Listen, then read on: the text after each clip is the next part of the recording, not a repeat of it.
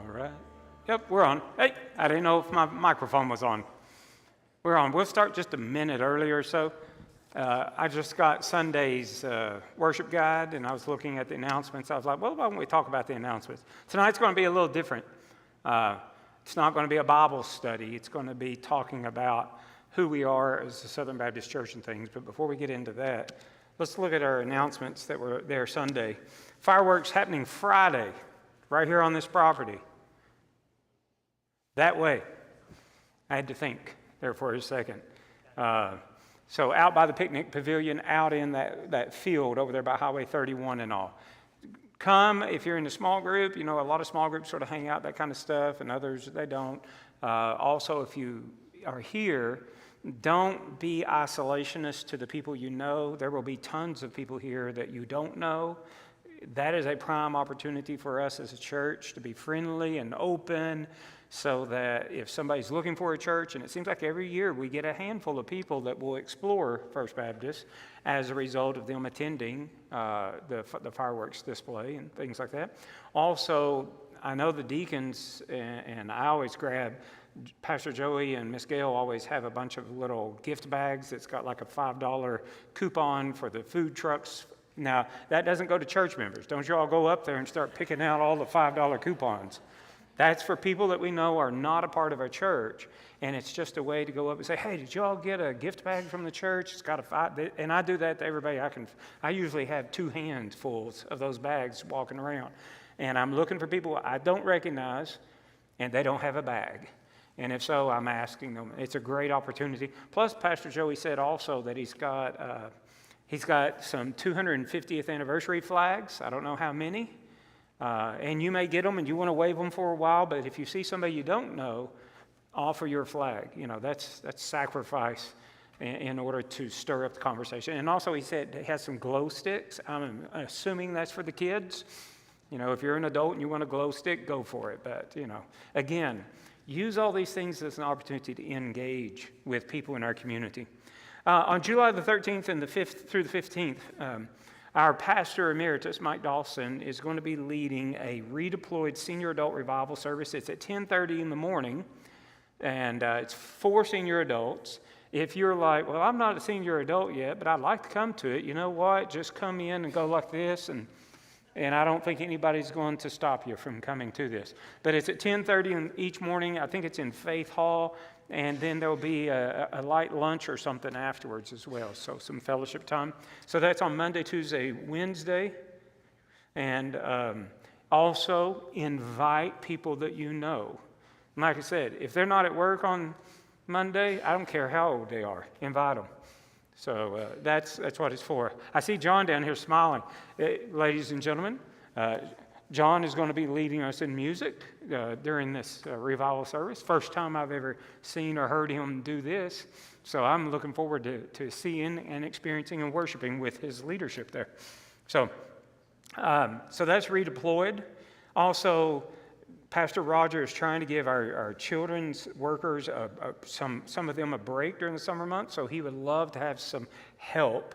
And you may say, well, I can help for 2 or 3 weeks or a week or whatever. Just talk to Pastor Roger, and he would appreciate that greatly. I'm going to skip the next 2. I do want to update the revitalization with Northside, our partnership there. You know, since they've got Pastor Dan up there, they have had, I guess it's close to 40 new members join, plus our finance team and all. We have set aside X number of dollars for the year because we knew that if they're hiring a pastor and we help them, they're paying him a salary that's a livable salary, something they couldn't afford by themselves. So we're backstopping. So if they don't have enough money, then our finance team has set aside money so that we fill the gap while they're growing, both numerically and financially. What has been amazing is they are not having to be funded anywhere near as much as the finance team has set aside. So that's really exciting. And they are growing. They're running on average probably 100 people. The English service is running 100 people a week on average. So that's awesome. And there are a handful of our folks there, but it's not a whole lot because they have taken over the children's ministry and preschool and the music ministry. And I think they're getting ready to take over the youth ministry. So their new people are really filling the gaps now. So that I thought that was great. I wanted to let you know that. Now, in our prayer guides tonight, you will see here as, okay, I hadn't looked at it yet. I just sort of got back into the thick of things since coming back from vacation. But Rick Pinkleton, I knew this about a month ago, but I didn't know how much is being known. He's dealing with bladder cancer, so remember him there. Nancy Combs, you see there's the polyps and cancer going on. Jamie had the knee replacement. Evangeline, which is Steve and Lynn Tramel's granddaughter down in, I think, the Miami, Florida area, is slowly improving, has taken a bottle this week, I understand, so that's going well. Miss Phyllis has just been dealing with all kinds of medical issues that you're aware of. But the ones, Joyce Thompson, she, while I was in the back country, not able to receive text or emails, when I came out on Sunday and found out how bad a turn she had taken, Becky and I were like, couldn't believe it. But last night they did the honor walk where the family had chosen for her to be an organ donor. And I think I read this morning, I was up there, I don't know, till 10 or 10:30 last night, but at 4:52 this morning, Joyce passed on and went to be with the Lord. And her memorial service will be here tomorrow afternoon, visitation from 1 to 3, and then the memorial service for Joyce will be at 3 o'clock. Pastor Mike will be bringing the message. I'll be filling in the front of the service, and may even have, I'm not sure, an event that's sort of unusual for a funeral memorial service. So y'all, if you can, come and support the family there. You'll see, whoops, Wilson, I see you've had some kidney stones. How that's going for you? I saw you here. You're here, so that's a good sign. CL?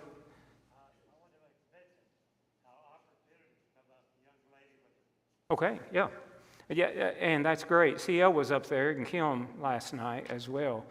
And while we were out in the foyer, I think it was Henry, and maybe Scott as well, there was a young lady there that just had a blank stare. Was it with you? Yes. When I come in, Frankie was consoling her. Yeah. Frankie, yeah. So this young lady, her husband had been taken to St. Thomas, and he was supposed to have, 51-year-old, supposed to have open heart surgery 2 days, but the doctor said it was an emergency. She wasn't even there yet, and they called and said, we need to get him in for it. So she was just getting there, had a little infant on her hip and things. So some of the guys, even Frankie himself, were talking and just trying to help. I know Henry and I walked her out to one of the parking lots because she had no idea how to get there, and then we walked around with her. I told Henry, he and I were walking around the building pushing the stroller while she was in the car driving the baby around to the next parking lot. I was like, people driving by, I was going to think, boy, there's a cute couple. So, but brought her back in. She is a Christian, and her husband's an attorney up in Spring Hill, we found out. And but our ladies, our men up there, as we're ministering to our own, began to minister to her. And by the time Becky and I left, the doctors had said her husband came through a triple bypass very well, and everything looked good. So she was really appreciative. And by that time, her sister had arrived. Yes, Scott. So, I was running this morning in my neighborhood, and one of our neighbors goes to the church. Right. And her husband is the executive pastor. Oh, her husband's the executive pastor of that church. Rolling Hills. Oh, okay. I didn't pick that up. Yes. Well, I found that out this morning because I was running. No, you're talking about the woman in your. The woman in my neighborhood. Oh, okay, not the girl that we were ministering to. Okay. I told her about this woman and her husband, and she immediately texted her husband, executive pastor. Yes. And they're going to try to reach out to him. Okay, good. Now, I will say, talking to her, I asked her, are you a part of a small group in your church? And she said, no, we're so busy with our little girl and all, we haven't joined and all. And we sort of, I guess, right there in the waiting room adopted her, our church members and all. But if you're not a part of a small group, let me encourage you, because she did not have the connections into her church in a crisis moment like that, that if you're a part of a small group, that small group initially will connect with. Is that you back there, Beverly? It is good to see you out and about. And it's Miss Beverly back there. And I didn't mean to point you out, but I'm getting older. The further back you all are, the harder it is for me to define who you are. So that's great. Yes, so that's great. Remember, her name was Elizabeth. Her husband's name was Chad. And so remember them as well.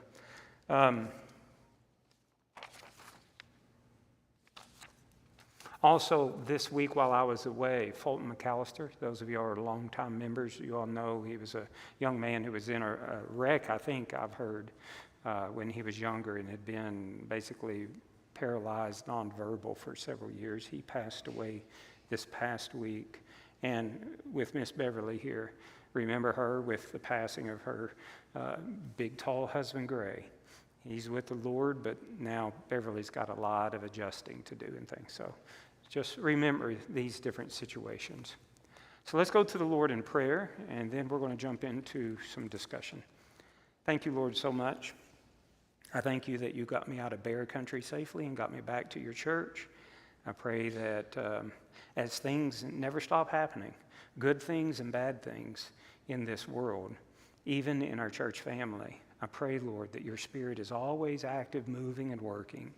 For the families who are struggling, whether medically or with family members who have died or, even relationally, financially, I pray, Lord, that your Spirit is moving in their thinking and in their feelings and in their lives. But I also pray your Spirit's moving in your church so that we just instinctively, by your Spirit, know where and how to help.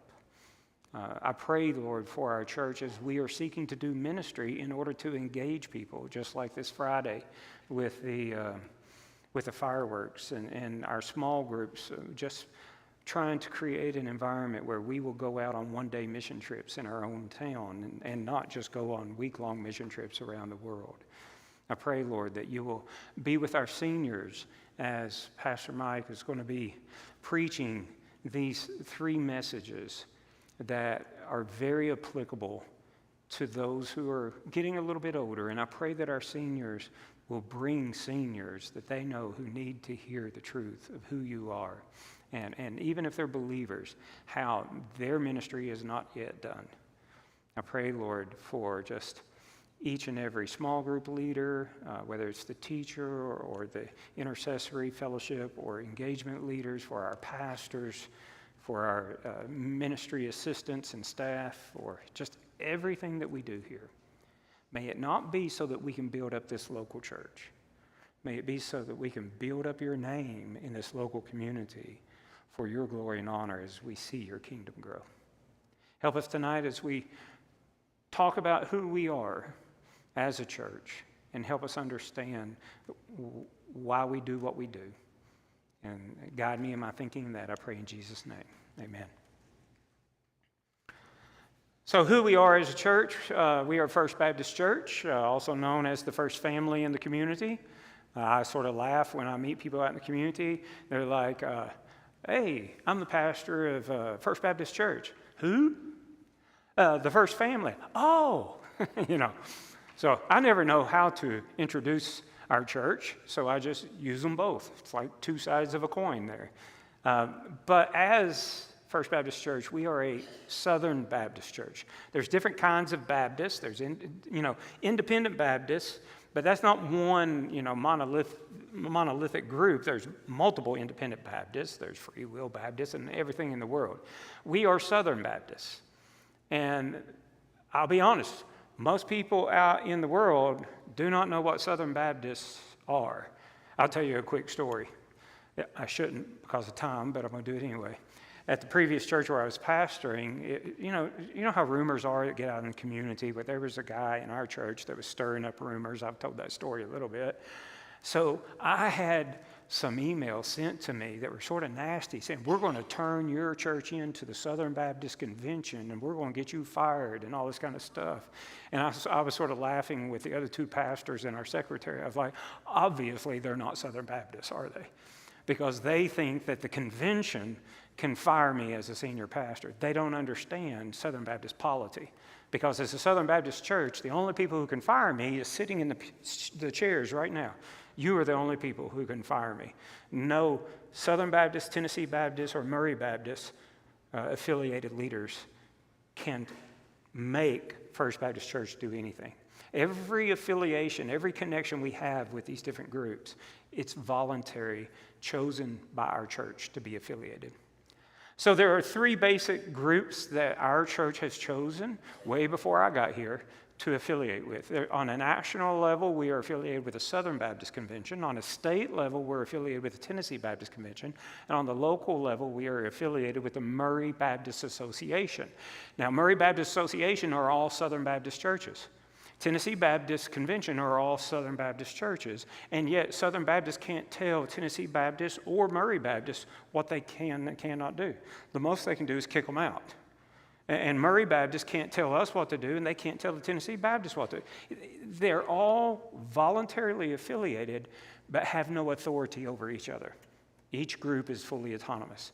Now, at the national level, Southern Baptist Convention, do you all realize the Southern Baptist Convention is a convention only 2 days a year? I think it was June 7th through the 8th. Is that right, Mike? Was that the right dates? I'm horrible with dates. I think it's June the 7th through the 8th. The Southern Baptist Convention was called to order.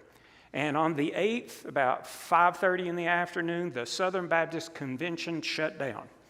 Now, the rest of the time, you just got 47,000 Southern Baptist churches, but there is no convention. The convention is only 2 days a year. So how does Southern Baptists function? How does the organization function? They function through technically six entities and a committee. And what happens in that 2 days of the convention, all of the messengers instruct the entities what they can do. All right? And then when the convention shuts down, then during the course of the year, those entities do what the convention instructed them to do in 2 days. Now, granted, there's a lot of background work that happens because we could never do all of that, starting from the basics. But that's, in essence, how the Southern Baptist Convention functions.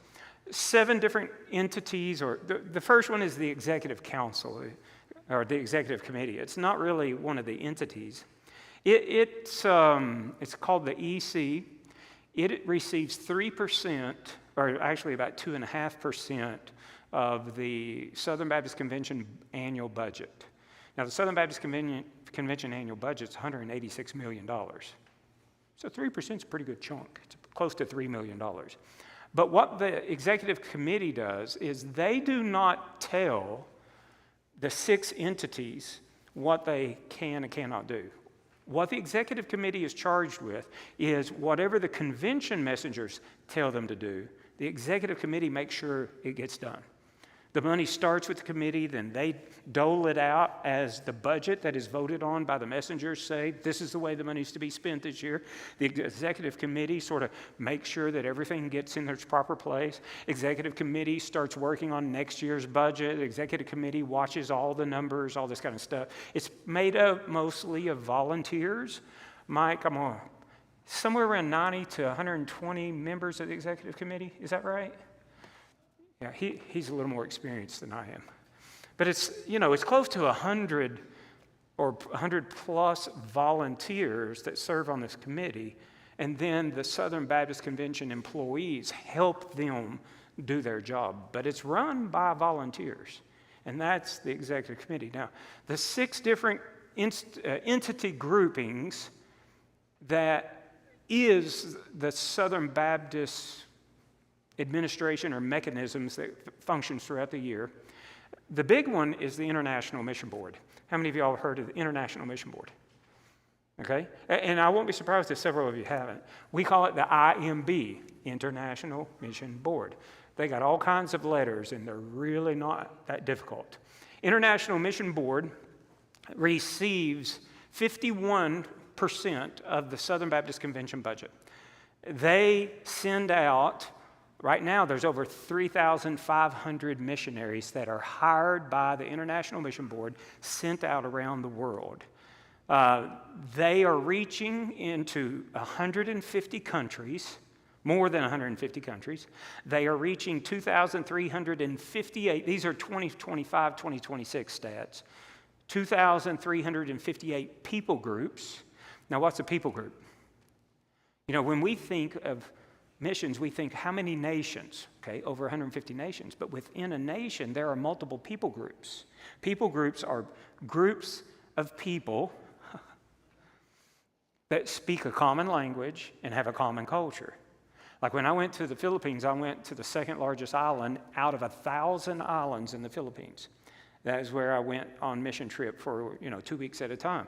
That one island had 48 different languages spoken. 49 if you count the national language of Tagalog. So the kids were taught Tagalog on all of the islands, but Mindanao had 48 different people groups, different languages, and they didn't know each other's tribal language. They could talk to each other in Tagalog.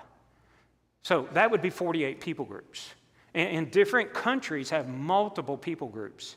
So we are engaging in our International Mission Board in 2,358 people groups. 77% of those people groups are classified as unreached, which means there's less than 2% of that people group who are Christian.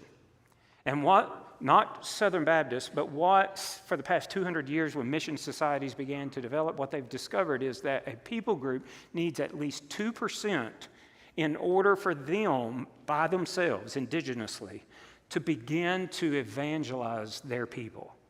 If it's theoretically below 2%, then they're definitely going to have more outside help. There's just not enough Christians there. So, over 2,300, 77% of that 2,358 are unreached people group, meaning less than 2% of them are Christian or claim to be Christian.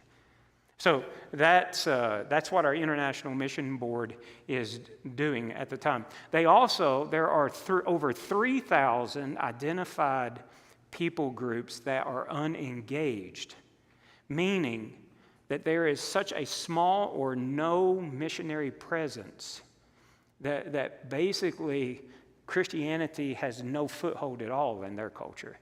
And Project 3000 in the International Mission Board is sending young people mostly.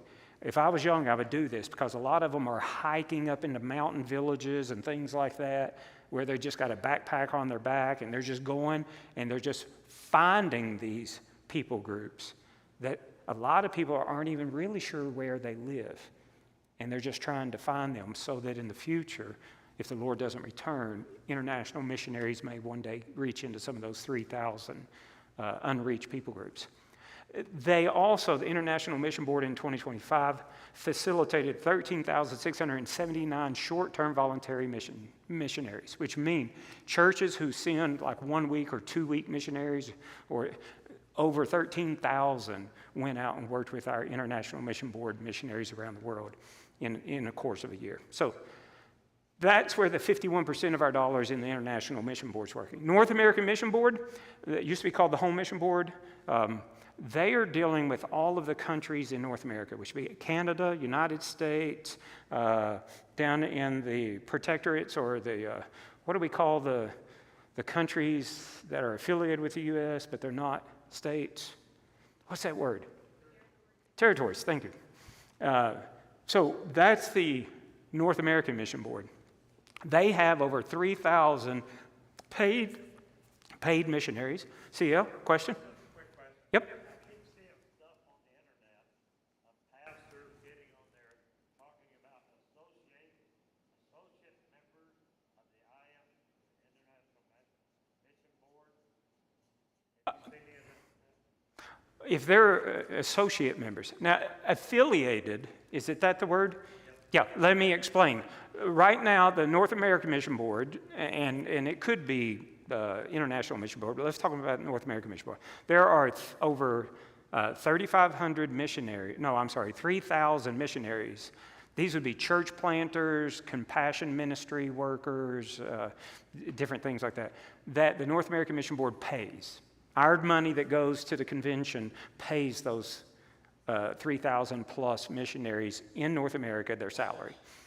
Now, they also have over 3,100 endorsed chaplains who work in military, police, hospitals, things like that. To be a chaplain, you have to have an endorsing or sending agency.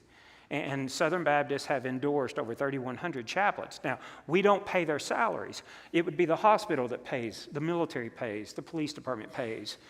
But they still have to have a religious umbrella and authority under which they work. We have over 3,100 through the North American Mission Board. Those chaplains would be affiliated, but they're not employees of. So in the International Mission Board, I'm sure they've got affiliated people as well. I don't know what they would be termed, but yeah. That's my guess, CEO. So North American Mission Board, then we have over 6,000 people, paid or unpaid, that comes under the umbrella of our North American Mission Board. The third entity is the Ethics and Religious Liberty Commission, or the ERLC. They receive 1.65% of the Southern Baptist Convention salary. They got a brand new president, we learned. His name is Dr. Evan, I think it's a Lanoe. Could be Lanau, I'm not really sure. He was a former Christian ethics professor at Southwestern down in Texas, and he had worked as a fellow with the ERLC, but now he's the president. The ERLC, what they are, is the public policy arm of the Southern Baptist Convention. In other words, they are writing up, okay, as Southern Baptists, this is how we think that government policies ought to work. This is how we think cultural things ought to work, and they will publish this kind of stuff. They take up some of their 25 plus employees. That's all they have, 25 plus employees, and then maybe a few, maybe some part-time people and all, but no more than 50 people. But they will take some of them up to Washington, D.C., and they will talk to politicians and things and try to convince them this legislation is what we need and that kind of a thing. But the ERLC, even though it's so small, it is probably one of the most controversial entities. Do you know why? When they're dealing with politics, you know why? We have 47,000 churches. We have, I think they're saying right now, 12 million Baptists, because we've been cleaning our rolls for the past few years. It used to be 16 million, but we knew they all weren't still with us. But can you imagine 12 million political viewpoints? So anything that they publish out there, you've got Southern Baptists who are forever Trumpers and never Trumpers. You got them out there who are left-leaning Democrats. You've got them out there who are independent libertarians. You've got Southern Baptists all over the political spectrum. So anytime the ERLC publishes something and takes a position, you got other Southern Baptists that are like, what? You know, because it doesn't fit their political position. So it's one of the most controversial entities, but it is the smallest of them all. And they are putting out as best as they can, with hopefully as much agreement as they can possibly get, positions on political, cultural issues. So then the fourth entity is Lifeway Christian Resources. Any of y'all know that one? Lifeway Christian Resources. It's the new president just in the past couple of months is Ryan Blackwell, who was just a pastor. He pastored out west as a senior pastor. Then in Arkansas, he became an executive pastor, you know, like Pastor Rick is our executive pastor. And then he has now become the president of the Lifeway Resources. I don't mean just a pastor, like that's not much, but I'm just saying it's just people like us. And he's the new president.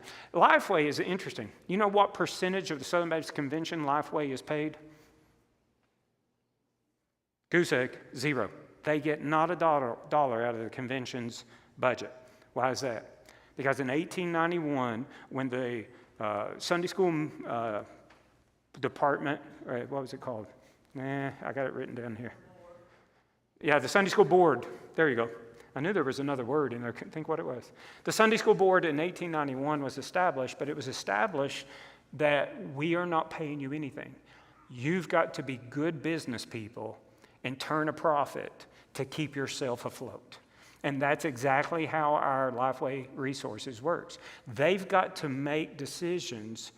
What do the churches want that they will actually pay for? And if they won't pay for it, then we need to quit producing it and produce something they want. How many of you all realize Lifeway stores, all their brick and mortar stores closed in 2019? You know why? Because there weren't enough Southern Baptists visiting the stores, spending money in the stores. And therefore, they had to make a decision. The stores are losing Lifeway money, and they closed the stores, and they went totally online.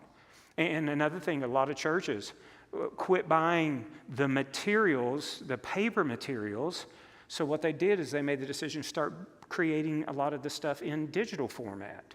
So they have to be responsive to what Southern Baptist churches want, because they don't get a dime from the convention. But that's what they do. They do have print material that they produce. They've got print material that other publishing houses produce. They will sell anything that is, I say that's biblically accurate, but they can't read everything, because I've caught, when they did have stores, I got a few books, and I took them back, and I was like, this should never be on your shelf. But print material, digital material, they have events like our children's summer camps. Those are run by Lifeway. They have conferences like marriage conferences and parent conferences. All of this falls under Lifeway.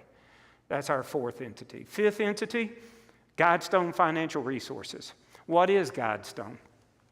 Guidestone receives 0% of the convention budget, just like Lifeway. What they do, though, is they are an insurance investment entity.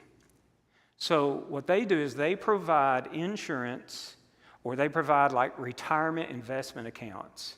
And they don't get a dollar out of the convention budget.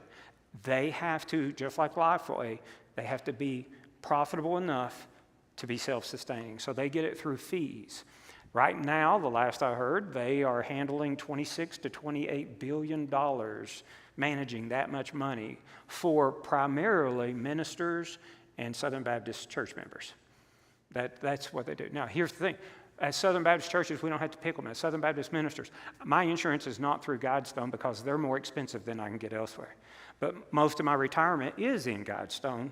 They're a safer approach to retirement. So you pick and choose. They have to give you high-quality, competitively priced products in order for them to survive.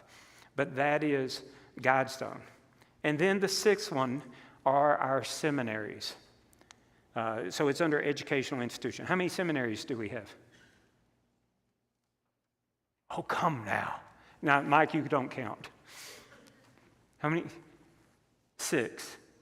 We have 6 seminaries. Let me tell you just very briefly, and the seminaries receive 21.92% of the budget. So it's close to what the North American Mission Board. And if you know anybody who's graduated from Southern, and only Southern, they make sure you use the definite article, the. The Southern Baptist Theological Seminary is in Louisville, Kentucky. It was the first seminary founded in 1859, just a very short time after the convention was established. In 1859, right now, or in 25, it had 5,768 students. That would be online and on-campus students. Southwestern Baptist Theological Seminary down in Fort Worth, Texas, was established in 1908. Currently, they have 3,522 students. New Orleans Baptist Theological Seminary in New Orleans, Louisiana, was established in 1917. They have currently 2,887 students, and Pastor Mike was a graduate of New Orleans, so I figured I'd hear a big yelp out of him, but I didn't, because he always at the convention goes to the New Orleans seminary stuff that they do. Then you have Gateway Baptist Theological Seminary. It used to be called Golden Gate, but I think that confused everybody, so it's Gateway now. It is currently in Ontario, California, which I didn't even know exists. It was originally in San Francisco, but they moved it. Ontario is east of Los Angeles. And it was founded in 1944, and it currently has 2,199 students. And then Southeastern Baptist Theological Seminary is in Wake Forest, North Carolina. It was established in 1958. And when it was established was when Wake Forest University moved from Wake Forest, and the Southern Baptist Convention bought their old campus. And even right now, you go into the I graduated my doctorate from there and did a little of my master's there. You go into the administration building in the rotunda, and you see Wake Forest University or Wake Forest College, their symbol right there embedded in the marble floor. So that's very interesting. 1958, right now they have 5,053 students. And then number 6, Midwestern Baptist Theological Seminary. There we go. So you got Stacy and Trish's son is a student there at Midwestern. And it's in Kansas City, Missouri, established in 1957, and it has 5,416 students. It used to be the little child, but under Dr. Allen, their current president, that school has exploded. It's the second largest of our seminaries now. That is, 24,946 students of all 6 of our seminaries. There is no other Protestant denomination that even comes close. Some of the denominations right now, even the liberal, they are lucky to have 1,000 students total for their whole denomination. The only one that surpasses us is the Global Roman Catholic Church that has 106,000 students across the world. In the United States only, we have right at 25,000. So that shows you the magnitude of our seminary institutions. And it's because almost 22% of our Southern Baptist Convention dollars supports those seminaries. So those are the 6 institutions of the Southern Baptist Convention. 2 days a year, the messengers tell the entities, this is what you're to do, and the executive committee then makes sure that that year it gets done. And if we don't like it as messengers the next year, then we're going to be on their case. And that's how it works. Tony. Any other Baptist churches other than Bellevue that has their own seminary that's not supported through the That's Mid-America, yes. There's a lot of the larger Southern Baptist churches that have, let's call them training centers, but I don't think they're not accredited the way Bellevue's Mid-America. Mike, do you know any that are accredited as a full-blown seminary? Yeah, Bellevue out near Memphis, it's in Cordova. Adrian Rogers was the pastor. They've got a great seminary, extremely conservative seminary. I don't know how big it is. It is affiliated. Also, Liberty University now is affiliated, but they don't receive any dollars. We just work with Liberty. We work with Mid-America, but there's no dollar support going on. So I don't know of any others, Tony. Just training centers kind of thing. Good question. I hadn't thought about that. All right, now at the state level, it's the Tennessee Baptist Convention. Our Tennessee Baptist Convention was established in 1833. Thought that's what it said, but I wasn't quite sure. We call it, the convention is run 2 days a year, messengers, just like Southern Baptist Convention. But we have the Tennessee Baptist Mission Board that oversees the rest of the time when the convention is not in session, oversees it. But unlike the executive committee, the Tennessee Baptist Mission Board has authority. They can redirect policies. They can do things that the executive committee, which is all volunteers, the Tennessee Baptist Mission Board are hired employees of the Tennessee Baptist Convention, and they actually have more authority. And then they're overseeing ministry areas. So like the ministry areas right now are church planting and revitalization, evangelism and discipleship, disaster relief, collegiate ministries, camp and youth ministries, and associational mission support, not control, but support. We have 3 institutions in the Tennessee Baptist Convention. Union University is a Tennessee Baptist church, university. Carson Newman University, so you got West and East. And then also King's Academy over in Seymour, Tennessee, that's kindergarten through 12th grade. These are all financially supported, and their board members are elected by the convention. Now, we don't give them 100% support. That's why they do tuition and, all fundraising, things like that. But all their board members are Tennessee Baptist elected board members, and that's how that control stays there. And then there's other institutions in the Tennessee Baptist Convention. For instance, the state Baptist newspaper is the Baptist and Reflector, and the editor, is he called editor-in-chief? Managing editor, the main dude now, is Mike and Jolene's son, David. He's over the Baptist and Reflector, which is pretty cool. Tennessee Baptist Children's Home, that's more of like an orphanage home. Tennessee Baptist Adult Home. Tennessee Baptist Foundation, which is sort of like Guidestone Resources. The foundation, like we have, I don't know how much, several $100,000, I think, in the Tennessee Baptist Foundation, that they manage that money in order to multiply it, stocks and mutual funds. That's the Tennessee Baptist Foundation. The Baptist Collegiate Ministry, which is BCM. When I grew up, it was BSU, but now it's BCM. Everything's got to change. And the Tennessee Baptist Disaster Relief. Those are some other organizations that the Tennessee Baptist Convention has that works. And then the local level, we have the Murray Baptist Association. Each county or group of counties can have their own local association. Ours has about 32, 33 Southern Baptist churches. We're together. And one of our own church members, Dale Ledbetter, is the Director of Missions, or we call them DOMs. And they came up with a new name that nobody else can remember. They're called Associational Mission Strategists, or AMSs. If you're young, you call them AMSs. If you're old like me, you call them DOMs. But that's Dale Ledbetter. He's one of our own. And what we do is we give money to them. And Dale has been there over 25, or right at 25 years.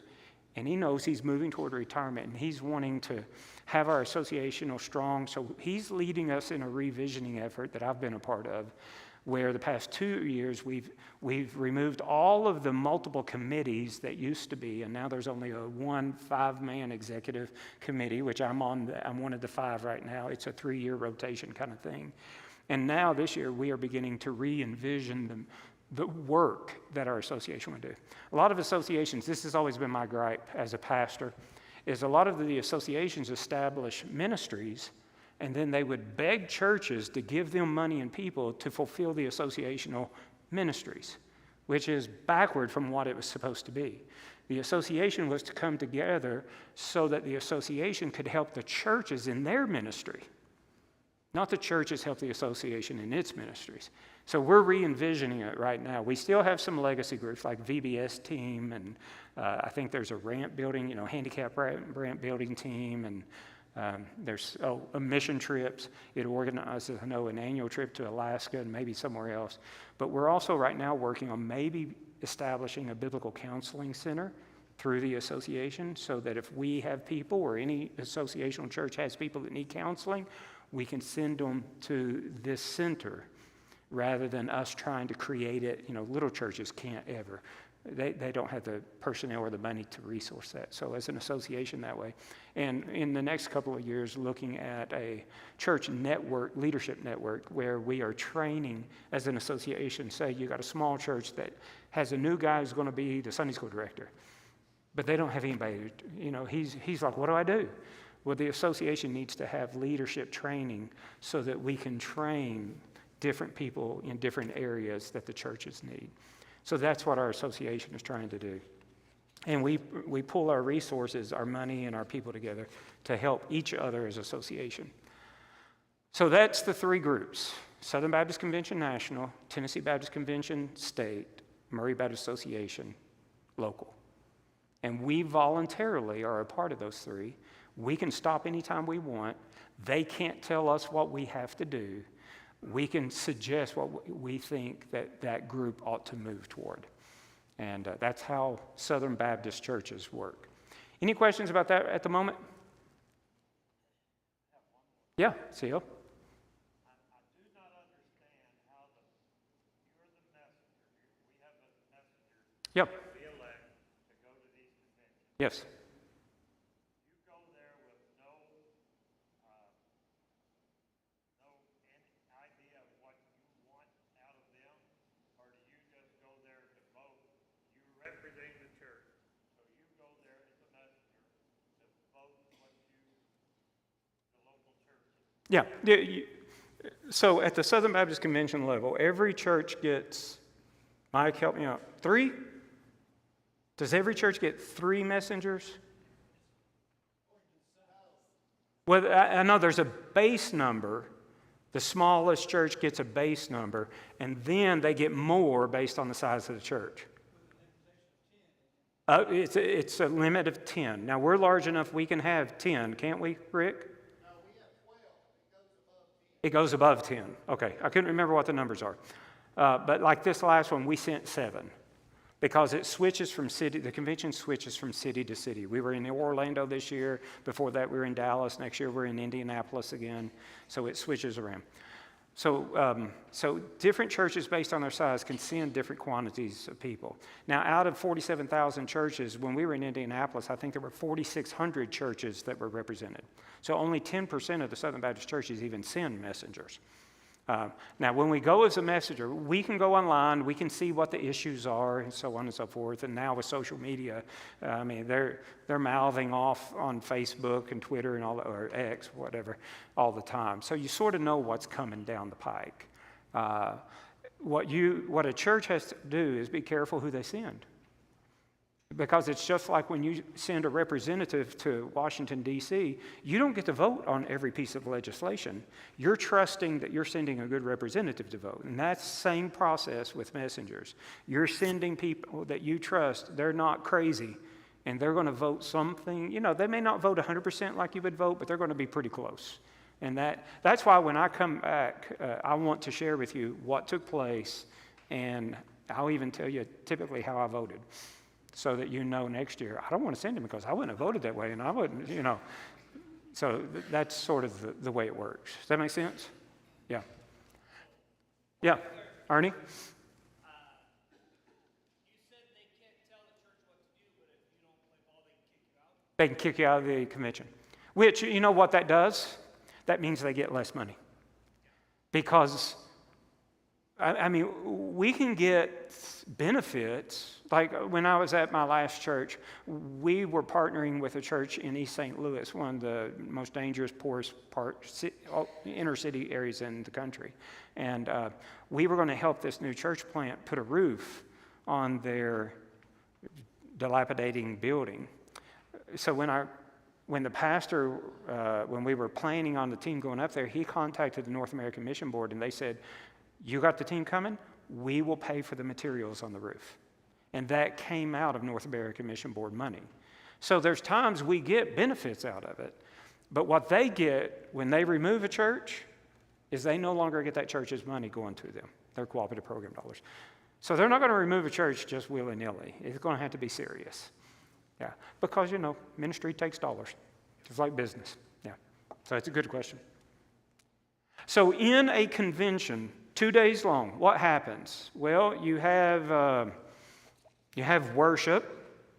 The president, that year's president, arranges music and preaching, except that the convention preacher is elected by the convention the year before, but there's other preachers and there's music. If he's a pastor of a big church, it's normally his choir music minister. If he's a pastor of a smaller church, he might get someone else to come in and help. And sometimes, you know, like that, they have the ensembles, the Southern Baptist Convention men's chorale and the women's, I forgot what they call them, choir or something like that. And usually maybe one of the Christian college chorales may come in and sing one session, things like that. But there's worship that takes place. There's committee reports. And in fact, we get them printed right here. If you ever can't go to sleep, oh, baby, this is some of the most boring stuff you've ever read in your life. But we get all the reports as a church. We can look at how all the dollars are spent and everything like that. It's right here. They give, you know, brief verbal reports in the convention throughout those 2 days.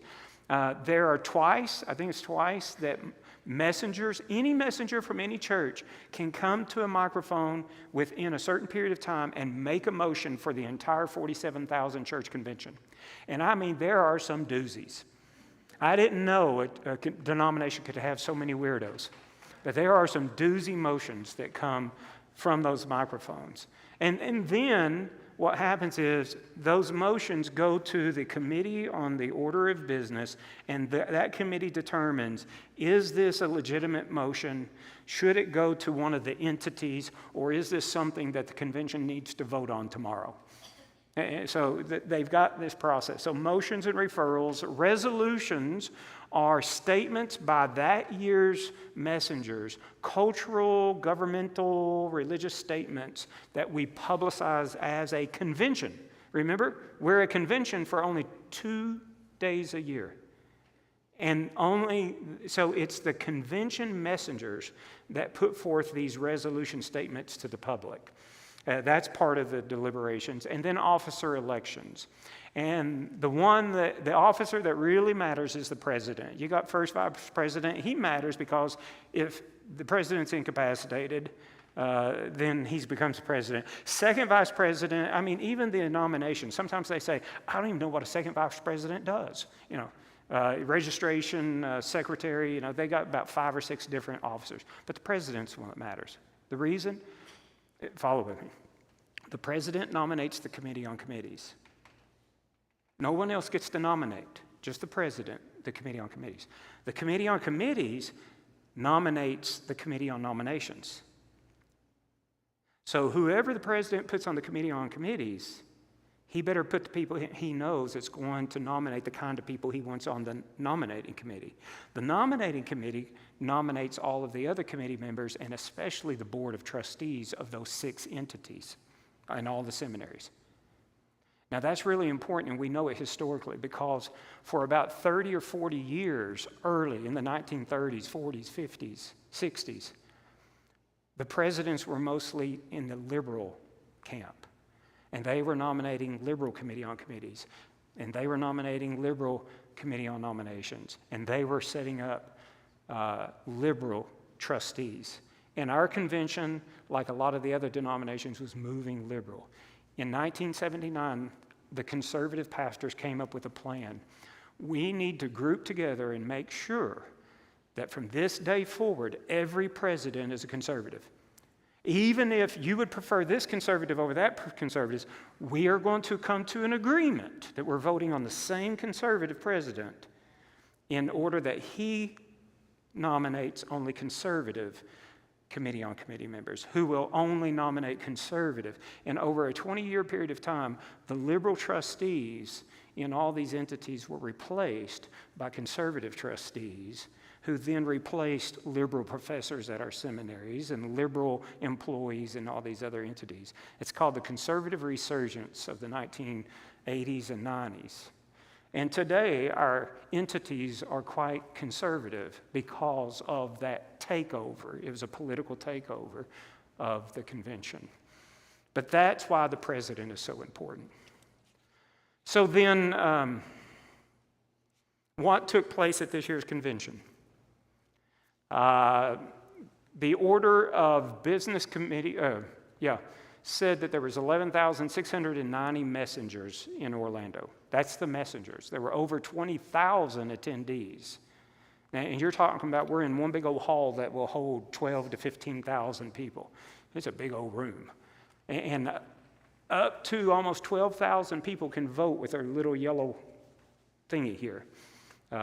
And if the officers on the platform look and there's a vote that they can't tell which side wins, then you write on your paper what your vote is, and they have chicken buckets, and every messenger drops their ballot into the chicken bucket, and they take them to the back room, and they count every single ballot. It is the largest democratic deliberative body in human history. And it's all done by chicken buckets. But that's what takes place there. So there were 11,690 messengers this past year. The budget that the executive committee presented was passed easily, $186 million. There was a report that 7 churches were disfellowshipped, what we were talking about, Ernie. Some of it is because they were not conforming to the new convention sexual abuse standards They refuse to conform to it. Now, in the past, there have been some churches who have hired or ordained female pastors, but I don't know that any of those 7 this year was the female pastor thing. The International Mission Board said that we sat in on, every year we get to sit in on a missionary commissioning service.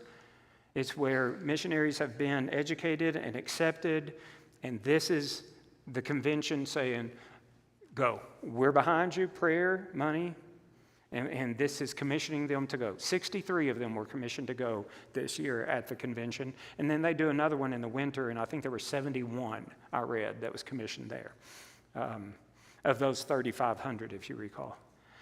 There were, where we did that, more than 2 million people, it was recorded more than 2 million people heard the gospel through the International Mission Board efforts. 196,497 professions of faith last year were made because of the International Mission Board work. 31 people groups moved from unengaged, meaning they had no missionary presence, to at least engaged. Now, they're still unreached, but 31 people groups became engaged last year, where we're trying to reach out more and more. 7,697 new churches were planted around the world last year, if I read everything correctly. And currently there are 1,600 missionary candidates in the pipeline. They may be starting their education, they may be finished with their education, they maybe have applied and they've been accepted and they're waiting for next year's commissioning service, all different stages. But 1,600 plus missionaries in the pipeline, which just 5-6 years ago, that was down to just a low hundreds. So the missionary effort is increasing significantly in our convention. North American Mission Board gave the report that over 11,000 new churches have been planted since 2010. 184,000 professions of faith has been made since 2010 through simply the chaplaincy program, the 3,100 chaplains. 184,000, so that's over 16-year period of time. It also tracks and reported that in the Southern Baptist Convention churches here in America, 263,075 baptisms took place. Those are the ones that are reported. Like our church, we count every baptism, and then we send it each year to the convention, and they count all of this stuff. So the churches that report, there was over 250,000. This is the 5th year in a row that Southern Baptist Convention baptisms are on the increase. They've been increasing each year. That hasn't happened in like 30, 40 years. So that's a great stat that we see happening. And then over 60,000 people were mobilized through Send Relief. Send Relief is North American Mission Board's like disaster relief, hunger assistance, things like that. So over 60,000 volunteers and people were sent out. In resolutions, the religious... I'm not going to read this because I'm running out of time. Here's the big one. I got to skip to the big one. Men only as pastors issue. Any of y'all hear about that? I'm going to have to give a quick summary here. Here was the motion by the president of the Southern Baptist Theological Seminary in Louisville. His name's Dr. Al Mohler. He made a motion. There's only 2 motions we voted on at this convention. The first one is to suspend rule number 6, which rule number 6 says that all motions have to go to the Committee on Business, Order of Business, in order to determine if it needs to be referred or not. To suspend rule number 6 means it's not going to that committee, it's going to be voted on. And the convention messengers say it's going to be voted on. It doesn't matter what that committee says. So the first motion was to suspend rule number 6, which was easily passed. And the second motion we voted on was the first year vote on this amendment. The amendment says, a cooperating Southern Baptist church is one that does not act to affirm, appoint, or endorse a woman serving in the office or function of a pastor / elder / overseer, specifically preaching to the assembled congregation. This is a statement. This is something that our Baptist Faith and Message in 2000, it says that as Southern Baptists, We believe that the office of pastor is to be for men. Why is that? Well, you got like 1 Timothy 3 that says the bishop or the pastor's got to be the husband of one wife. You have it is in Peter's, Titus. It says a man who wants to be a bishop or an overseer is the way we would translate it. He desires a man who wants to be. And there's various passages of Scripture that indicate that the role of pastor is to be men. It follows creation order. It's just like Paul says in Ephesians 5, the head of the house is to be the man, the husband. And you say, but why is this? Is it because men are smarter than women? You haven't met many men, have you? No, it's creation order. You see in Ephesians chapter 5 when it says that the head of the house is representative or symbolic of Christ, and the wife of the house is representative or symbolic of the church. You know, in the Bible it says the church is the bride of Christ. And the ideal is that the home and the church, God's people, need to function in a way that is reflective of how God wants to function with us. And it's not because of superiority, it's because of this creation order, and it works on top of that. If you ever have an egalitarian home, husband and wife, where the husband and the wife agree, we both are equal, and there's neither one of us who has the final decision-making choice, and they come up on a decision they can't make, but both of them are saying, I'm making a choice, and the other one's like, I'm making a choice. And what do you have? You have war, and you may have divorce. But when God says the husband is the head of the home, like Christ is the head of the church, it doesn't mean he's the smartest one. It means God said, buddy, when there's a tie, you're going to make the decision, and you make the decision, and you're accountable for it. She's not. So you better make a smart decision. So ladies, if you ever think your husband made a doofus decision, let him make it. He's accountable to God for it, not you. Now you counsel him. You say, I think it's a doofus decision. But if you're going to be a doofus, be a doofus. God holds you accountable for it. See, what it does is it frees the wife of the accountability to God because God has told us. Now, the sin nature in a man is we want to say, whatever you want, honey. Happy wife, happy life. And the thing is you can let your wife make all the spiritual and all the decisions of the home, but if she makes the wrong one, she's not responsible for it. You are as the man, because God chose the man to be the head of the house. And you can't give that God-given role to her. You can let her make the decisions. And, like if you're terrible with numbers, it's probably wise of you to allow her to help you make some decisions about finances, because she's smarter than you. But she's not accountable to God. You are. And it's that way in a church. Yes, men are to be pastors. Not because they're smarter, but because God said this is the way it works. And they are responsible for it. That doesn't mean women don't minister. Throughout history, we know women. When men don't do what they're supposed to do, women pick it up and make a lot of churches survive. But they're not accountable.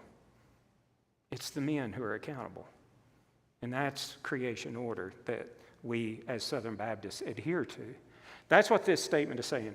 And just in quick summary, this has come up before. 3 or 4 years ago, there was what's called the Law Amendment. Basically the same thing. The first year it passed, the second year it didn't. Let me just tell you, the first year I voted for it, the second year I didn't. Second year I didn't, which caused, it did not pass the second year, therefore it did not become a constitutional amendment, was because I had a lot of people saying, and they were right, they were saying, look, the Baptist Faith and Message already has it. It's not needed. Therefore, what we're doing is we're just provoking people for something that's not even needed, because the credential committees are already removing churches if they ordain. Like Saddleback, one of the largest churches in America, they ordained in 2019 3 women and publicized it all over Facebook and everything, and the next year the convention voted to remove them. One of the largest churches in America. So I was like, yeah, that's right.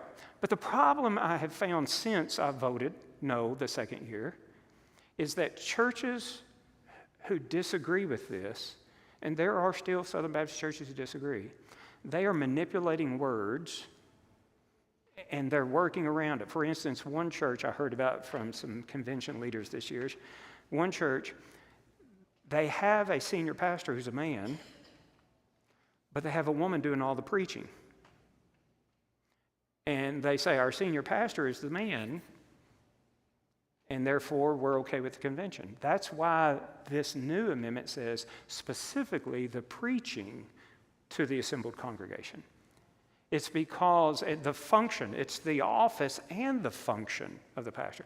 Because you do have a handful of Southern Baptist churches who are splitting hairs and doing what they want to do when that's not what our convention says Southern Baptist churches are. And so I voted again this year for the amendment, and I'm going to hear the same reasoning. We don't need it. But there are times when you just have to redouble. You know, a husband says to his wife, yes, I do, and I love you, and if it ever changes, I'll tell you. And never tells her again, I love you. You see, sometimes you just need to say things multiple times to get the point across. And this, to me, now has become a situation where, yes, it is in our confession of faith that's 26 years old, but we're at a stage also, it just needs to be said again in a different way just to make sure everybody's clear on the subject.